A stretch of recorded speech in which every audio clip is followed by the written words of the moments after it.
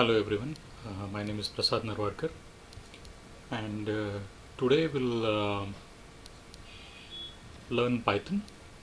Python is a very powerful language, and it can help you to develop web applications as well as web APIs, and it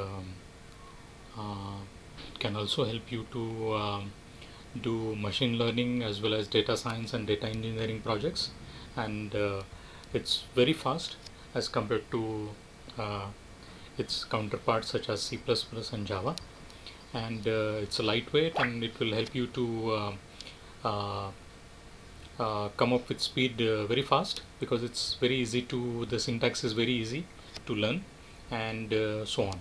So let's get started with it. Go to python.org/downloads, and based on your operating system can download the Python and version, and based on the selected version you can install the version, and then you can see whether it is installed properly on your machine. Just go Python. Anything to run with Python is done using the Python command, which has a short as py, and just say py space, give the argument as hyphen version, and then this shows you Python 3.11.0 has been installed on my machine. Okay, so let's close this and let's go back to the project. Now Python has so many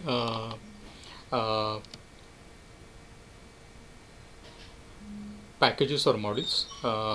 So based on what you need, you can just install packages by using pip install. Pip install is a command which is used to install packages for Python. So you can do this from the local terminal as well. Just say whichever is your working directory and wherever is your main .py file is there, just say pip install and the package name here, and you are good to go. Okay, so let's go here. I have already run this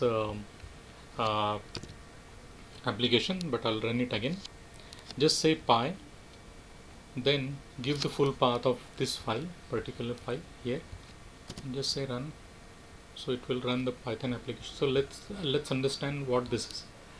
See, I've installed the Flask package. Flask is a very popular package which helps you to create a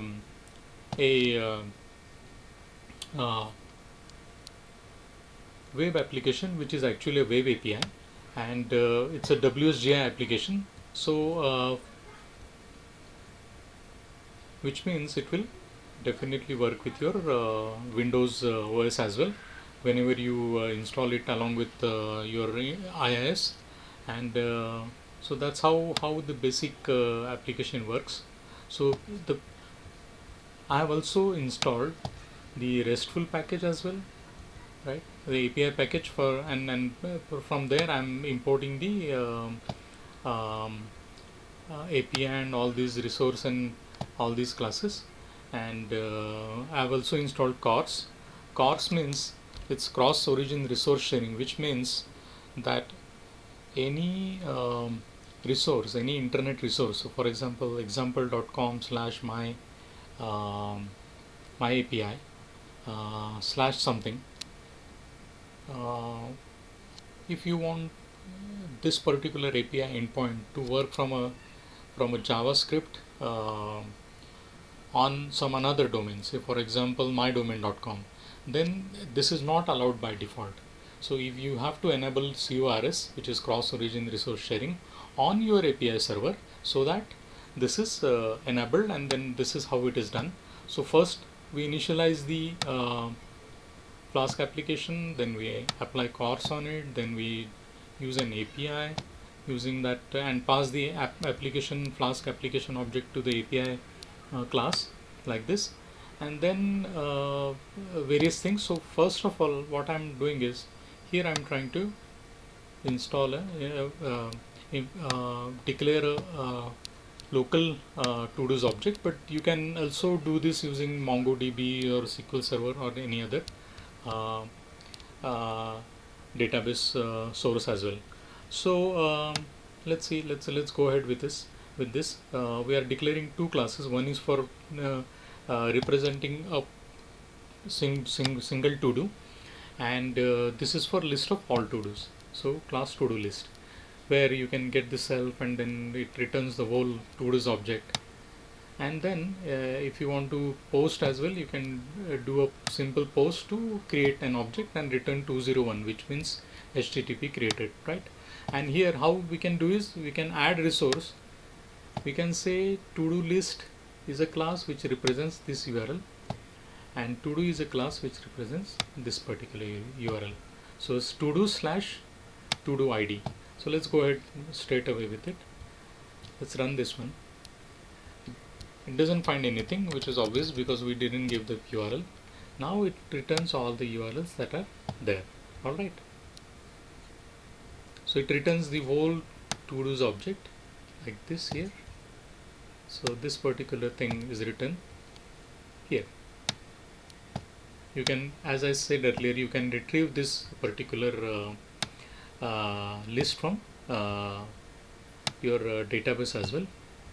For demo purposes, I have just declared this and instantiated this on my machine here locally, but you can retrieve it from any other data sources. Now if I want to retrieve a particular to-do item, then I will say, and it will just return the to-do one item.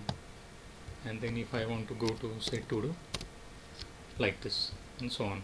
So here you can also see that the console of the terminal where I am running the API from, Flask API from, it will show what has been running, what is the return HTTPS return status code. So you can say 404 because initially we didn't give the correct URL. Then we specified to-dos, it returns 200, and then to-dos, to-do one returns 200, and so on. So this is how a Flask application works.